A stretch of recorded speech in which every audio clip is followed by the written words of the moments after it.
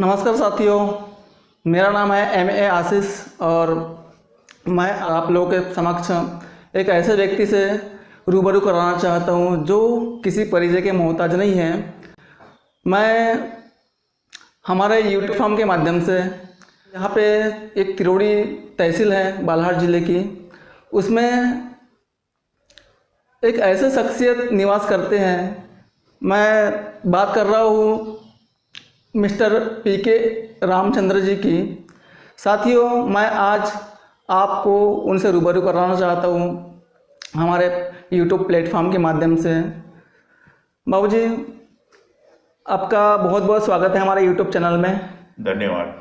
जी। जय भारत सत्यमेव जयते, नमो बुद्धाय, जय भीम। जी बाबूजी, आपसे मैं अपने श्रोताओं को रूबरू कराना चाहता हूँ। तो सबसे पहले आप ये बताइए कि आप यहाँ तिरोड़ी के प्रॉपर कब से यहाँ पे निवास कर रहे हैं आप? ये बात इतना इम्पोर्टेंट नहीं है कि मैं यहाँ कब से निवास करता हूँ। जी। ज़्यादा जरूरी है कि मैं अपने समाज के लिए, देश के लिए क्या कर रहा हूँ। जी। ये पुराना इतिहास बताने से कोई फायदा है नहीं। जी। और जिस समाज में मैं पैदा हुआ हूँ, ये जी। समाज पैदा होते से मरते तक अपमानित ही जिंदगी जीता है। जी जी। और हर एक ने वो अपमानित जिंदगी जिया। किसी की किसी तरह की होती, किसी की किसी तरह पर रहती अपमानित। जी। और उसका कारण मैंने जब ढूंढा तो उसका कारण एकमात्र मिला मेरे को, जाति और सरनेम। जी। तो विश्व के प्रत्येक आदमी को आत्मसम्मान और स्वाभिमान से जीने का अधिकार है। जी। परंतु हम भारत के लोग भारत में जाति व्यवस्था, सरनेम व्यवस्था, वर्ण व्यवस्था के कारण से आत्मसम्मान और स्वाभिमान से नहीं जी पा रही है। इसलिए इसको मिटाना ही मैंने अपना जीवन का लक्ष्य बनाया है और लक्ष्य बनाया है। जी। और उसका बनाने के पीछे का कारण है कि बाबा साहब द्वारा लिखी जी। जाति का विनाश किताब मैंने पढ़ डाला जी। और उसके कारण से मेरे में ये भावना जागृत हुई। जी।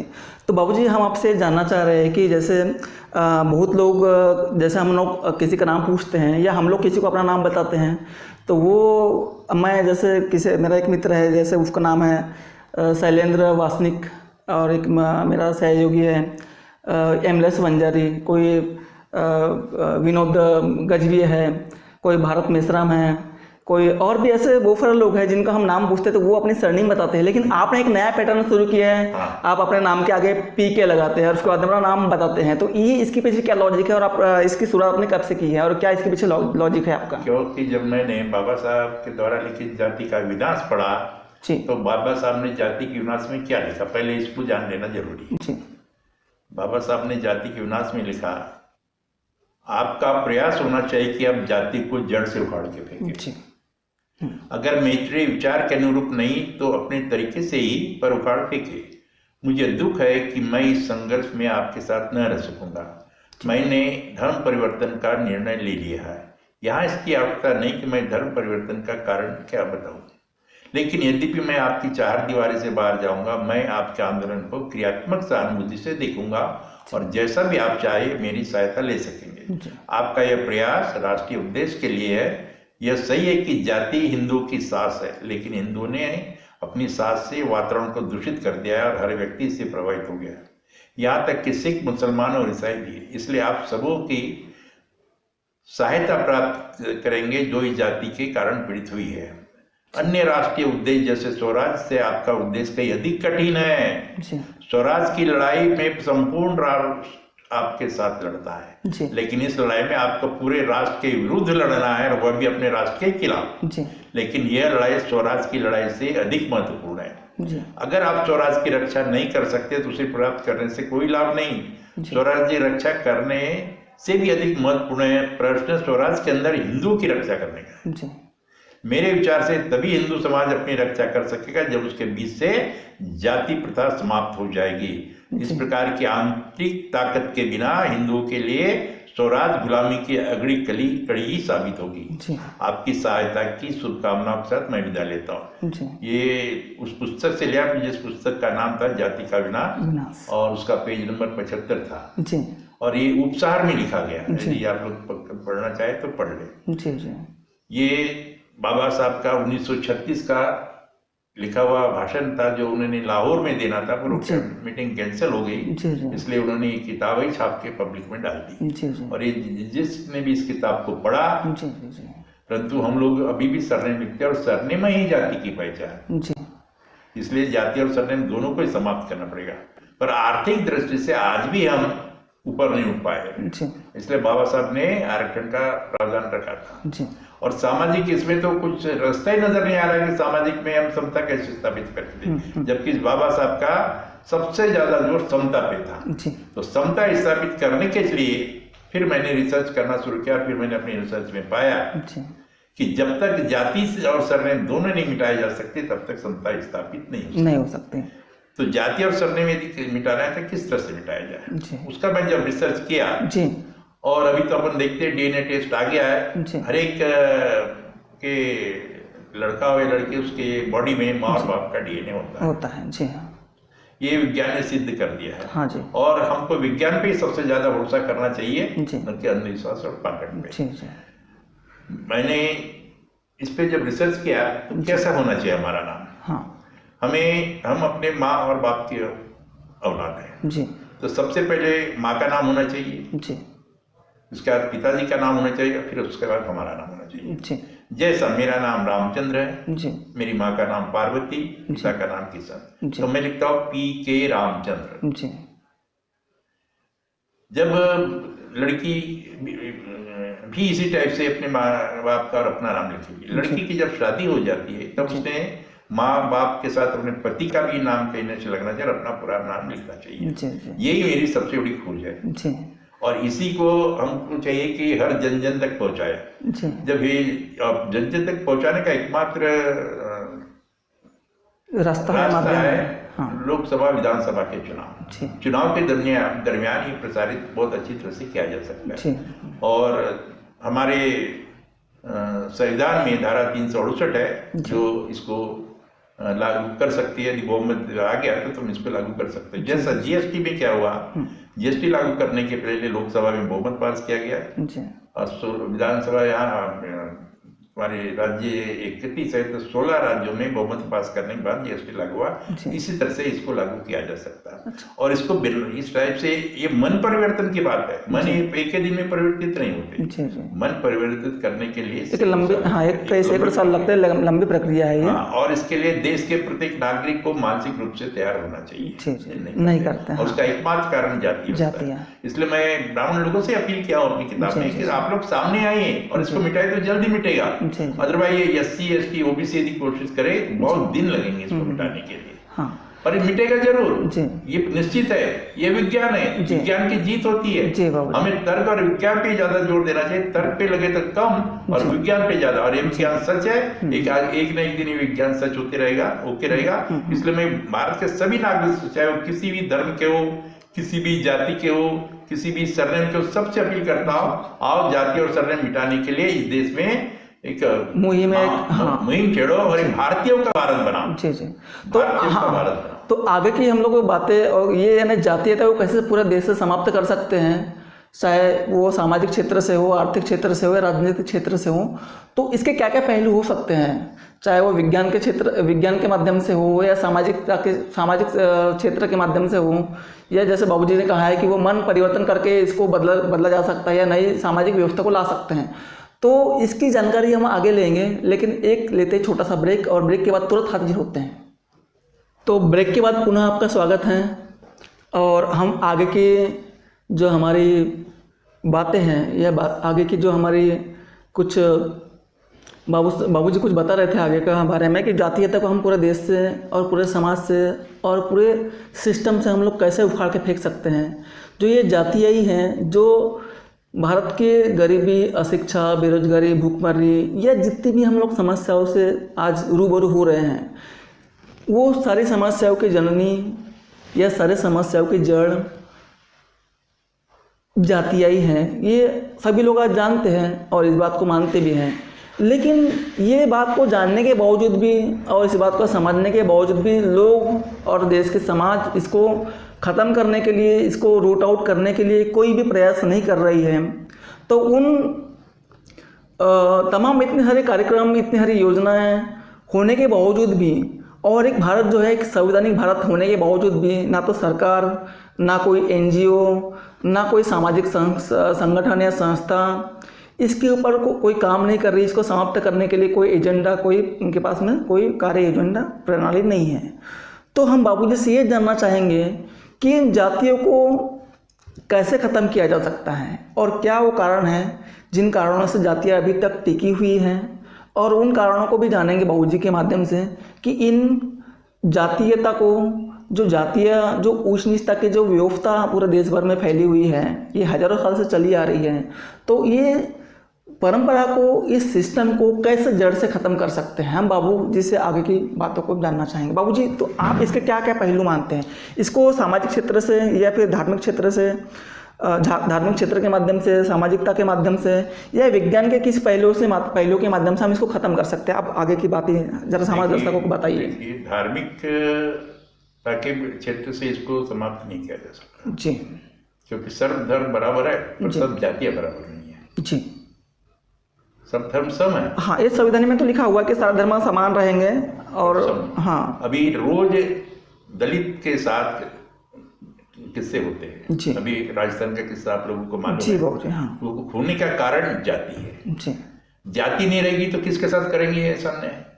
हाँ सही है। इसलिए हमें पहले जातियां मिटाने के बारे में सोचना चाहिए। जी, हरियाणा की बात है, जी। एक सैनिक, दलित सैनिक शहीद होके आया। जी, ये कोरोना पीरियड के पहले की बात है। जी, हाँ। तो शहीद होके आया, अच्छी पोस्ट पे था। जी, मिनिस्टर ने आके उसको सलामी दिया, बॉडी को लेके गए। जी, स्टूडेंट बोला यहाँ दलितों को जलाया नहीं जाता। जी, उनको ही मालूम है, गाँव वालों को ये सब सान में यहाँ दलितों को नहीं जलाया जाता, तो बेचारे सीधा चुपचाप कोई झगड़ा नहीं के चले गए। मालूम है क्या उनको? जी, जी, जी, हाँ। वहाँ की परिस्थिति ऐसी। हाँ। एक उसी पीरियड में, कोरोना के पीरियड में, एक ऑफिसर ग्रेड का लड़का जो एससी समाज का था, उसकी कंपनी बंद हो गई तो उसको निकाल दिया। कंपनी बंद हुई तो क्या करता, उसने जो कंपनी चालू थी उसमें अप्लाई किया। तो अप्लाई किया उसमें, तो उसको इंटरव्यू हुआ, इंटरव्यू में पास हो गया। फिर उसको बोले जाओ तुम फाइनेंस डिपार्टमेंट से पगार की डिसाइड कर लो। वो गया फाइनेंस डिपार्टमेंट में, पगार का कम ज़्यादा करके उनको डिसाइड कर लिया। ये 32,000 मांग रहा था, उन्होंने 28,000 फाइनेंस किया। फिर बोले तुम जी हमारे सीएमडी से मिल लो। ठीक है, तो सीएमडी से मिला। सीएमडी बाकी तो बैठो बोला। वो बैठा, बोले यार नोएडा में तुम कहाँ रहोगे, हमारे पास मकान देने का। नहीं सर, बोले मैं अपनी खुद की व्यवस्था कर दूँगा। अच्छा ठीक है, बोले तुम अपनी व्यवस्था कर लेना। तो ये बताओ, बोले तुम किस कास्ट में आते हो? सर बोले मैं एससी में किस में आते हो? सर जमा रहा हूँ, सॉरी बोले हम नहीं कर सकते। अच्छा, ये कितने बाद में उसने एफआईआर वगैरह दर्ज किया। ऐसे कई किस्से होते हैं, उसका किस्सों का कारण ही सिर्फ जाति है। तो जाति पे वार करो ना, जाति को जड़ से खत्म करो, ऐसा बहुमत देश में निर्माण कर दो।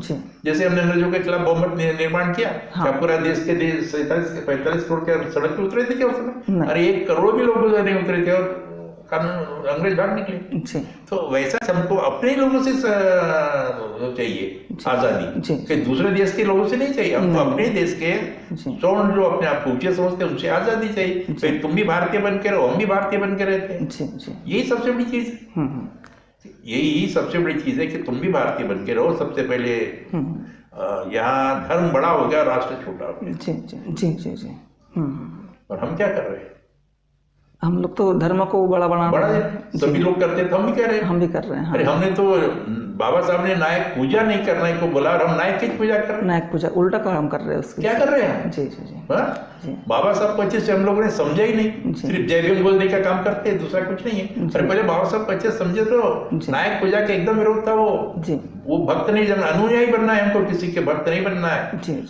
बुद्ध की भी बात करते हैं, बुद्ध को समझे ही नहीं, नमो बुद्धाय बोल देते। अरे पहले बुद्ध को समझो, किसी के भी अंधभक्त मत बनो, पहले समझो, उसके बाद उसके विचारों पर चलने की कोशिश करो। और कोई भी धर्म तुमको सुखी जीवन जीने के लिए बने धर्म तो सब। तो जो धर्म अच्छा लगता है उसको मानो। तुम धर्म के लिए कोई बात नहीं है, परंतु अंधे भक्त मत बनो। सबसे बड़ी चीज तो ये है। लेकिन बाबूजी हम लोग ये देख रहे हैं कि तमाम ये जो जातीयता को खत्म करने के लिए, फिर अस्पृश्यता को खत्म करने के लिए संविधान में आर्टिकल 17 है। और उसके ऊपर यानी उसी आर्टिकल 17 के हिसाब से संविधान का अमेंडमेंट करके एट्रोसिटी एक्ट बना है। और भी उसके बहुत सारे प्रावधान है उसके अंदर में। लेकिन ये प्रावधान होने के बावजूद भी, संवैधानिक भारत होने के बावजूद भी, संविधान के हिसाब से, रूल ऑफ लॉ के हिसाब से चलने के बावजूद भी देश के अंदर में जो एट्रोसिटीज हो रही है, जाति के आधार पर जो भेदभाव हो रहा है, तो ये रुकने का नाम नहीं ले रहा है। कहीं ना कहीं हम लोग घटना सुनते आ रहे हैं जातीयता की, तो ये कैसे खत्म होगा? ये इसका कोई, जैसे मान लो अभी जिनकी सत्ता रहती है ना जी, उनका सब चलता है, और सत्ता तुम्हारे पास है ही नहीं जी। तो सिख तो सत्ता में आओगे, और यदि तुम सत्ता में आते हो तो तुम ये सब चीजें खत्म ही कर दोगे जी। जाति और सरनेम खत्म हो गए तो इलेक्ट्रिसिटी एक्ट ही खत्म हो जाएंगे, किस पे चलाओगे जी जी। जब कोई SC ST में रहेगा तो चलाओगे किस पे? ये सबसे बड़ा, जाति और सरनेम खत्म करने से पूरे देश की समस्या ही खत्म हो जाएगी और सब भारतीय बन के जिएंगे। तो आप ऐसा मानते हैं कि ये इसका रास्ता, जो इसको रास्ता खत्म करने का जो खत्म करने का जो रास्ता है, माध्यम है, ये पॉलिटिकल माध्यम से जाता है, राजनीतिक माध्यम से इसको खत्म किया जा सकता है। ऐसी पार्टियां बनाओ, ऐसे चुनाव लड़ाओ और बहुमत लाओ लोकसभा में, विधानसभा में, और कानून बना दो। फिर जातियां नहीं रहेगी तो नफरत किससे करोगे? जी जी जी। न्याय में तुमको सब बराबर मिलेगा। अभी तुम बोलते यार ऊपर में वो बैठे, ऊपर में बैठे, जब ऊपर में इंसान ही बैठे रहेंगे सिर्फ, और इंसान को कैसे लिए करना है तो करेगा कौन? किसके लिए करेगा? जी जी। इसलिए सबसे अच्छा जाति और सरनेम कराना था, इसकी जागृति लोगों में लाना जरूरी। अच्छा। मैं आपको जाति की कविता सुनाता हूँ जी बाबू जी। जाति तू जाति क्यों नहीं, जब तक तू जाएगी नहीं इस देश में समानता आएगी नहीं। तू इस देश में समानता होने नहीं देती, तू इस देश में भाईचारा होने नहीं देती, तू इस देश में बंधुत्व को रोकती है, तू दो लोगों में मित्रता होने नहीं देती, तू इस देश में न्याय नहीं होने देती, तू भारत के देश के प्रत्येक नागरिक के खून में समा गई है। छाया की जैसे तू प्रत्येक व्यक्ति के साथ चलती है। तूने देश में ऊंच नीच का भेद कर दिया है। कैंसर, टीबी, मलेरिया आदि जानलेवा बीमारी के जीवाणु मारने की दवा बन गई है, परंतु तुझे समाप्त करने की कोई वैक्सीन अभी तक नहीं बना पाया। भारत पोलियो मुक्त हो गया, परंतु भारत को अब जाति मुक्त करना है। बहुत से नेता भारत को भ्रष्टाचार मुक्त करना चाहते हैं। देश का प्रत्येक व्यक्ति भ्रष्टाचारी नहीं है, परंतु देश का प्रत्येक व्यक्ति जाति से ग्रसित है। उसको जाति रोधक वैक्सीन भारत में ही बनाना होगा, और वो तुझे दवा विचारों के माध्यम से प्रत्येक व्यक्ति को देना होगा। तूने मनुष्य के मस्तिष्क पर कब्जा कर लिया है, तू दिखाई नहीं देती, तेरे जीवाणु मस्तिष्क से निकालना होगा। अब यह वैक्सीन बन गई है, तूने जाति के साथ उपजाति सरनेम भी बना ली है। अब और भारत ज़्यादा तुझे सहन नहीं करेगा और अपमान की जिंदगी से जल्द निजात पा लेगा।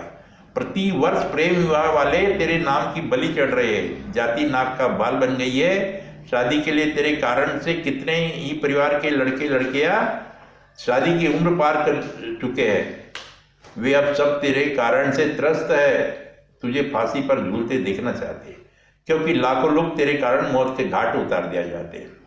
अपने नाम के आगे माँ एवं पिताजी के नाम का पहला अक्षर लगाइए, वह उसके बाद अपना नाम लिखिए। माँ पार्वती पिता किशन का बेटा पीके रामचंद्र बन गया।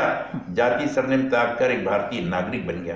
क्या भारत के लोग तुम ऐसा कर पाओगे, या जिंदगी भर क्षुद्र ही जाओगे? क्षुद्र कभी स्वर्ण बन नहीं सकता है, एवं जाति सरनेम समाप्त के बिना सम्मान से जी नहीं सकता। पत्नी को चाहिए कि वह अपने माँ, पिताजी और पति के नाम का पहला अक्षर लिखे और उसके बाद अपना नाम लिखे। यही है जाति और सरनेम मिटाने की पावरफुल मिसाइल, जो हमें स्वयं पर चलाना है एवं ऐसे भारत का निर्माण करना है, पूर्ण विश्व में भारत का यह फार्मूला लागू करना है एवं विश्व में से ये व्यवस्था मिटाना है एवं विश्व बंधुत्व का नारा बुलंद करना है। जय भारत, सत्यमेव जयते। ये कविता बाबूजी यदा इस कविता को जब भी कोई सामाजिक या सांस्कृतिक कोई कार्यक्रम होता है, तो उस कार्यक्रम में बाबूजी जब भी मौका मिलता है, जब भी अवसर मिलता है, तो बाबूजी इस कविता का पाठ करते हैं और समाज को इस कविता के माध्यम से जागरूक करने के लिए कोशिश और प्रयास करते रहते हैं। तो उम्मीद करता हूँ कि आपको उनकी कविता बहुत अच्छी लगी होगी और आप इस कविता को अपने जीवन में उतारेंगे। और जैसा कि बाबूजी ने कहा है कि जातीयता को समाप्त करने के लिए सरनेम को हटाना बहुत ज़्यादा ज़रूरी है। जब तक सरनेम को अपने नाम से नहीं हटाएंगे, तब तक के जातीयता का बोध होते रहेगा समाज को, और देश के लोगों को पता रहेगा कि भाई कोई मेश्राम है, कोई रांगडल है, कोई शर्मा है या कोई गुप्ता है। तो इससे पता चलता है कि वो किस कैटेगरी से है, वो किस कास्ट से है। यदि ये जो कैटेगरीज है या ये जो सरनेम है या उपनाम है, ये अगर किसी के नाम के आगे पीछे ना रहे तो पता नहीं चलेगा कि व्यक्ति किस जाति का है या किस संप्रदाय का है या किस कैटेगरी का है। तो ये कैटेगरी है या जो जातियाँ हैं, ये स्पष्ट बताती है समाज को, लोगों को, कि आप किस जाति से और किस वंश से और किस कैटेगरी से बिलोंग करते हैं। तो जब तक जातियाँ ही, जब तक ये सरनेम ही नहीं रहेगी तो जातियाँ नहीं रहेगी। तो उम्मीद करता हूँ कि आप बाबूजी की जो बातें हैं, जो कविता के माध्यम से उन्होंने आपको बताई है, तो आप उस पर अमल करेंगे और अपने नाम के आगे अपने माँ और बाबूजी के नाम का इनिशियल लेटर्स रखेंगे और उसके बाद में ही अपना नाम लिखेंगे या बताएंगे। जैसा कि बाबूजी से मेरी पिछली बार मुलाकात हुई थी, तो मैं बहुत ज़्यादा इंस्पायर्ड हुआ उनकी बातों से, उनकी कविताओं से, उनके विचारों से। तो आगे की बात और हम जानेंगे, लेकिन उसके पहले लेते हैं एक छोटा सा ब्रेक, और ब्रेक के बाद फिर हाजिर होते हैं। तब तक के लिए आप कहीं जाइएगा नहीं, बने रहिएगा democratic national analysis DNA channel के साथ में। ब्रेक के बाद पुनः आपका स्वागत है, और आगे के जो हमारी बातचीत का जो सिलसिला है उसको जारी रखते हैं। और बाबूजी से ये जानना चाहेंगे कि ये जो जातियाँ हैं जो समाज में ऐसे घुल गई हैं, जैसे पानी में हम कोई रंग मिला देते हैं और उस रंग को कपड़े में लगा देते हैं, और कपड़ा में जब तक वो कपड़ा ख़त्म नहीं हो जाता तब तक वो उस कपड़े में उस रंग को, वो कपड़ा जो है वो उस रंग से रंगीन रहता है।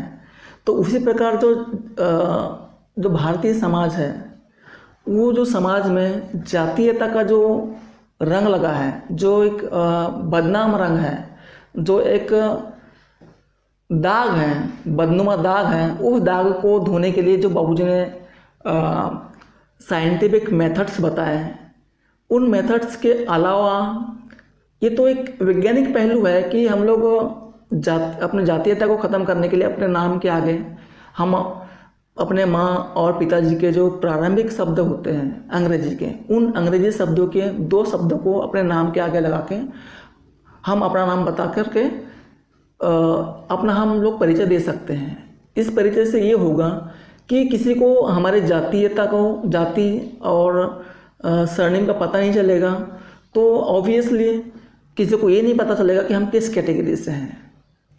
तो इसके एक सामाजिक पहलू भी है और इसका राजनीतिक पहलू भी है। कि सामाजिक पहलू ऐसा कि ये एक्चुअली समाज में एक मुहिम की तरह इसको छेड़ना चाहिए, ताकि सामूहिक तरीके से जब तक इसका बहिष्कार या इसको ख़त्म करने के लिए सामूहिक प्रयास जब तक नहीं किए जाएंगे तब तक ये समाज से ख़त्म नहीं होगी। दूसरा पहलू ये है राजनीतिक पहलू ये है कि जब तक हम लोग ये देखते हैं कि हमको जैसे कोई समाज में कुछ नया बदलाव लाना है, तो हम लोग संविधान के माध्यम से, संवैधानिक अमेंडमेंट्स के माध्यम से हम लोग विधानसभाओं में और संसद में कोई नया प्रस्ताव पारित करते हैं और उसके ऊपर में लॉ बनाना होता है। और उस लॉ के माध्यम से जब वो लॉ संसद के दोनों सदनों में पारित हो जाता है तो वो बन जाता है एक्ट, कानून बन जाता है। तो उस कानून के माध्यम से हम लोग समाज की जो बुराई है या समाज का जो पिछड़ापन है, चाहे वो आर्थिक हो या सामाजिक हो या शैक्षणिक हो, तो हम लोग संवैधानिक माध्यम से, लोकतांत्रिक प्रक्रियाओं के माध्यम से, संसदीय लोकतंत्र के माध्यम से हम लोग बिल्स लाते हैं, उस पर डिबेट डिस्कशंस होता है, और जब वो पास होता है तब वो एक्ट बन जाता है और उस एक्ट के माध्यम से वो पूरे देश भर में लागू होता है। और वो लागू होने के बाद से वो जो एक्ट है, वो एक्ट के जो भी प्रावधान है, उन प्रावधानों को अपनी लेजिस्लेचर और जुडिशरी और जो हमारा जो एग्जीक्यूटिव्स जो होते हैं, उन एग्जीक्यूटिव्स के माध्यम से पूरे देश भर में उसको लागू किया जाता है। और उस एग्जीक्यूशंस के माध्यम से जितने भी समाज में जो भी प्रॉब्लम है, समस्या है, चाहे वो आर्थिक हो, सामाजिक हो, शैक्षणिक हो, उसको दूर किया जा सकता है। तो उसका एक जातीयता को समाप्त करने के लिए ऐसे कुछ एक्ट्स, ऐसे कोई रूल्स रेगुलेशंस बनना चाहिए, जो रूल्स रेगुलेशन या तो संसद में बनते हैं या विधानसभाओं में बनते हैं। तो बाबूजी ने भी अपने बातों में ये इस बात का जिक्र किया है कि जब तक हम लोग पॉलिटिकल पावर्स को जब तक कैप्चर्स नहीं करेंगे तब तक के इसके ऊपर में हम लोग कोई ऑथेंटिक और मजबूत कोई जो है वो एक्शन नहीं ले पाएंगे और इसको ख़त्म नहीं कर सकते। तो बाबूजी से हम लोग ये आगे जानना चाहेंगे कि इसके सामाजिक कोई मुहिम, कोई सामाजिक संगठन, कोई स्पेशल ऐसी कोई मुहिम चलाई जाए जो सामाजिक स्तर पे चलाई जाना चाहिए। दूसरी, इसके जो राजनीतिक पहलू उन्होंने जो बताए हैं, उन पहलुओं के माध्यम से क्या राजनीतिक गतिविधियाँ, क्या राजनीतिक कदम उठाना चाहिए हम लोगों को, जिसके माध्यम से हम लोग जातीयता को पूर्ण तरीके से देश से, और जो जहाँ देश और देश के बाहर भी जो दूसरे देशों में जैसे अमेरिका है या फिर यूरोपियन कंट्रीज है, वहाँ पे भी जातीयता के जो बीज हैं, अंकुर हैं, वहाँ पे भी चला गया है। तो हम लोग वहाँ से भी इस देश की इस समस्या को, ये जो सार्वभौमिक समस्या जो बनने जा रही है, तो इस समस्या को कैसे समाप्त कर सकते हैं, तो इसके ऊपर बाबूजी से हम लोग राय जानना चाहेंगे, उनकी जो विचार है वो जानना चाहेंगे। बाबूजी, इसके बारे में आप अपने बात जो है विस्तार से रखिए। ये इतनी बड़ी समस्या है, जैसा कि आपने बताया जी, कि जब तक कि लोग ये जनता में चर्चा का विषय बने, पहले तो जी, कि जाति और सरने मिटाना है और सबको इंसान बन के जीना है, सब में भारतीयता का फुट होना चाहिए, जी, सब में राष्ट्र के प्रति प्यार होना चाहिए, सबको नैतिकवान बनना है। जी, ये जब हम शुरुआत करेंगे और ऐसी राजनीतिक पार्टी का नए का निर्माण करो, क्योंकि आज की तारीख में ये जो मैं बातें बोल रहा हूँ सब राजनीतिक पार्टियां समझती है, पर कोई भी जातियां मिटाना नहीं चाहती। जी, जी, जी। इसलिए कि जातियां यदि मिट जाएगी तो रिजर्व कोटे के एमएलए एमपी जो है, जो सत्ता के साथ जुड़े हैं, ये खत्म हो जाएगा। जी हाँ, इसलिए वो भी नहीं चाहते। जी, आज देखो 131 मेंबर ऑफ पार्लियामेंट है, जिसके कारण से बीजेपी सत्ता में। जी हाँ, पहले कांग्रेस भी रहती थी, ऐसी कोई बातें नहीं। ये आरक्षण जो था पॉलिटिकल, ये 10 साल के लिए था, और ये कंटिन्यू इसलिए करते हैं कि इन्हीं के भरोसे तुम सत्ता में आते हो। जी हाँ, क्योंकि ये बाबा साहब ने दिया था 10 साल के लिए, उनको मालूम था कि ये कोई हमारे आदमी नहीं बनेंगे। ये क्योंकि 2 वोट के अधिकार को सभी लोग समझ नहीं पाए थे बाबा साहब के। 2 वोट के अधिकार का महत्व यदि कोई समझ पाया था तो सिर्फ महात्मा गांधी, और इसलिए उन्होंने विरोध किया था। बाकी की बाबा साहब का जो वोट था, 2 वोट का अधिकार था, वो इतना दूरदर्शी था कि साधारण आदमी के समझ के बाहर था। जी हाँ, सिर्फ महात्मा गांधी समझ पाए थे। जी, जी। अब 2 वोट का अधिकार नहीं है, इसलिए बाबा साहब ये आरक्षण, पॉलिटिकल आरक्षण सिर्फ 10 साल के लिए रखा था उन्होंने। हाँ, पर क्यों बढ़ रहा है? क्योंकि इससे सत्ता वाले पार्टियों का फायदा हो रहा है। वो जातियों को जिंदा रखेंगे तभी आरक्षण इनका चालू रहेगा, और उसके बदले में तुमको सब छोटी मोटी नौकरियां आ रही है, सब चालू रहेगी। हालांकि नौकरियां तो आजकल खत्म ही होती जा रही है। तो एक तो पॉलिटिकल पावर ये सब चीज कर सकता है, और पॉलिटिकल पावर आना चाहिए तुम्हारे हाथ में। जाति और जो सरने मिटाना चाहते ऐसी पार्टी बनाओ, भले वोट कम मिले, चर्चा का विषय बने, 10 साल 20 साल 50 साल। अरे अंग्रेजों ने सिर्फ यहाँ पे 190 साल राज किया, उसको भगा 150 साल राज किया सिर्फ, उसको भगाने के लिए 90 साल लड़ाई लड़ना पड़ा। 5000 साल की जाति व्यवस्था मिटाने के लिए 200-400 साल तो दो। बिल्कुल सर, जी बाबू जी। इसके पहले होगा क्या? नहीं। पर और आज हर 135 करोड़ आदमी एक दूसरे से नए आदमी मिलते हैं, नया आदमी पूछता है नाम, तो वो अपना तुमने नाम बता दिया आशीष, अरे पूरा नाम बोल। वो क्या जानना चाहता है? वो तुम्हारी सरनेम जानना चाहता है, सरनेम से तुम्हारी जाति का पता चलेगा, फिर तुम्हारा था ऐसा व्यवहार हो। ये व्यवस्था भारत में बन चुकी है, जिसको खत्म करना है तो भारतीय लोगों को जगाना पड़ेगा। जाति और सरनेम हमारे लिए सम्मान की डिग्रियां नहीं है, ये अपमान की डिग्रियां है, इसको खत्म करना पड़ेगा। सम्मान की डिग्रियां है ब्राह्मण, क्षत्रिय, वैश्य। वो पढ़ सकते हो क्या? बताओ कौन सा कॉलेज है जो तुमको ब्राह्मण बनाता है? कोई कॉलेज क्षत्रिय बनाता है, वैश्य नहीं है। इसको खत्म करो और भाईचारे का भारत बनाओ, भारतीयों का भारत बनाओ, सबसे अच्छा चीज है। और दूसरी चीज, हमारे देश के नागरिकों को नैतिकवान बनाओ सबसे पहले। हम बोलचाल की भाषा में तुमको नैतिकता नजर ही नहीं आती। अरे हम तो पहले सोचते थे कि अनपढ़ों में जैसा होता है, या तो शिक्षित लोगों में देखिए, लोकसभा में, विधानसभा में कितना क्या हल्ला हो जाता है कि पूछो मत। इसलिए नैतिकवान नागरिक पहले बनाओ। और विश्व में यदि शांति बनाए रखना चाहते हो, सुखी रखना चाहते हो, तो नैतिकता का पैगाम अपने घर से शुरू करो। विश्व शांति भाषण से नहीं आएगी। विश्व शांति का विश्व बनाने के लिए प्रत्येक नागरिक को नैतिकवान बनना होगा। कैसे बने नैतिकवान? उसके लिए प्रत्येक व्यक्ति को नीचे लिखे गए नियमों का पालन करना पड़ता है। और ये जाके मैं तो कहता हूँ सभी लोग अपने घर के दीवारों पे लिख लो, लिखना चाहिए क्या? हाँ। मैं हमेशा सत्य बोलूंगा। दूसरा, मैं कभी चोरी नहीं करूंगा। तीसरा, मैं कभी भी किसी जीव जंतु पशु पक्षी की हत्या नहीं करूंगा। मैं कभी भी कोई नशा, शराब, गांजा, बीड़ी, सिगरेट नहीं पीऊंगा। मैं कभी किसी महिला से छेड़छाड़, बलात्कार नहीं करूंगा। मैं हमेशा नम्रता से बातचीत करूंगा। मैं हमेशा शालीनता का व्यवहार करूंगा। मैं हमेशा सहनशील बना रहूंगा। कभी क्रोध नहीं करूंगा, मैं हमेशा ज्ञान प्राप्ति की कोशिश करूंगा, मैं हमेशा चरित्रवान बना रहूंगा, मैं हमेशा प्रत्येक प्राणी के लिए दयावान बना रहूंगा। क्षमा दान से बड़ा दान नहीं, प्रत्येक व्यक्ति को करुणा में होना चाहिए, जो करुणामय होता है वही समाधान करता है। युक्त बातों से विश्व में मैत्री और बंधुत्व का निर्माण होगा। आप इन विचारों को आपके घर के अंदर दीवारों पर लिख दीजिए, आपको आपके परिवार के लोग इसे पढ़ते रहे, आप देखेंगे कि आपके परिवार में 10 वर्ष में ही आपके घर के वातावरण में बदलाव हो जाएगा। और खास तौर से मैं आपकी इस बात का ध्यान आकर्षित करना चाहूँगा, सहनशीलता के। बाबा साहब के जैसा पूरी दुनिया में सहनशील आदमी, इतना सहनशील आदमी रहे बाबा साहब, इसलिए वो डॉक्टर बाबा साहब भीमराव अम्बेडकर सिंबल अपना लेते।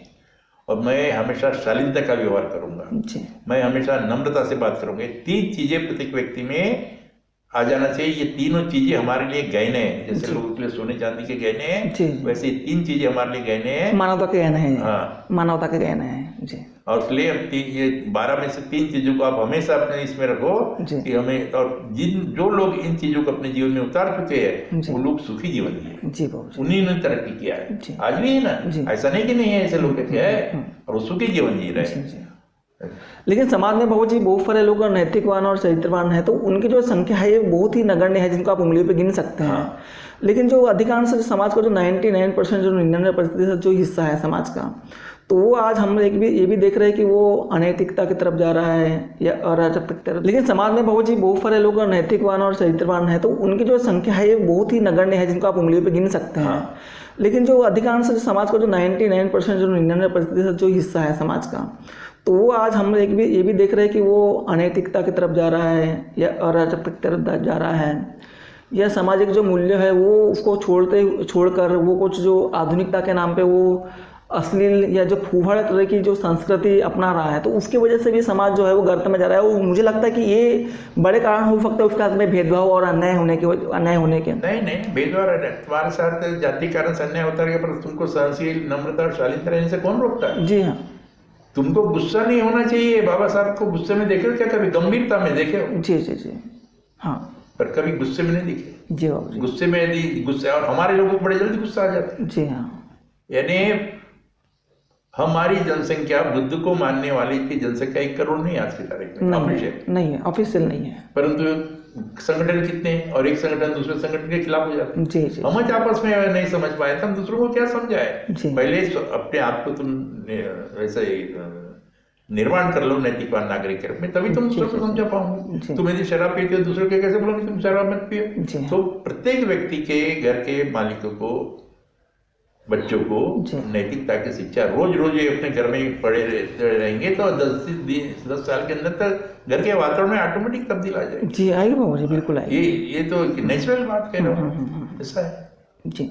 तो बाबूजी आप रिजर्वेशन को कैसा देखते हैं? जैसे जो आपने 1950 के बाद से, जब से संविधान लागू हुआ है, उसके बाद से निरंतर जो है आज तक संविधान में समाज में SC और ST को और OBC को, आज OBC को भी रिजर्वेशन मिल रहा है, और साथ में जो जनरल कैटेगरी के जो ऐसे लोग हैं जो आर्थिक रूप से पिछड़े हुए हैं, तो उनको भी रिजर्वेशन मिल रहा है।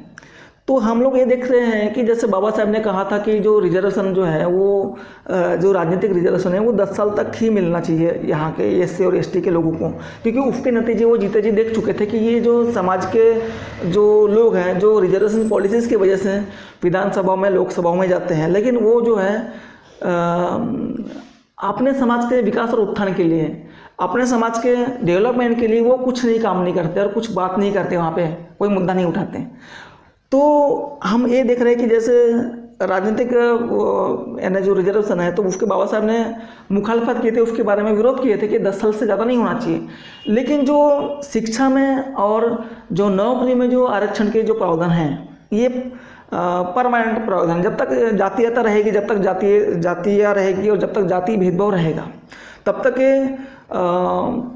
ये जो शैक्षणिक और सर्विस में जो रिजर्वेशन है तब तक बना रहेगा। लेकिन हम लोग ये देख रहे हैं कि आज उसी रिजर्वेशन पॉलिसीज़ के माध्यम से समाज के बहुत सारे लोग जो हैं, जो क्लास 1 अधिकारी बने हैं, सुपर क्लास 1 अधिकारी बने हैं, और लगभग देश के जितने भी सर्विसेज हैं, चाहे वो केंद्र सरकार की सर्विसेज हो या फिर राज्य सरकार की सर्विसेज हो, तो लगभग उसमें 15% की भागीदारी है वो।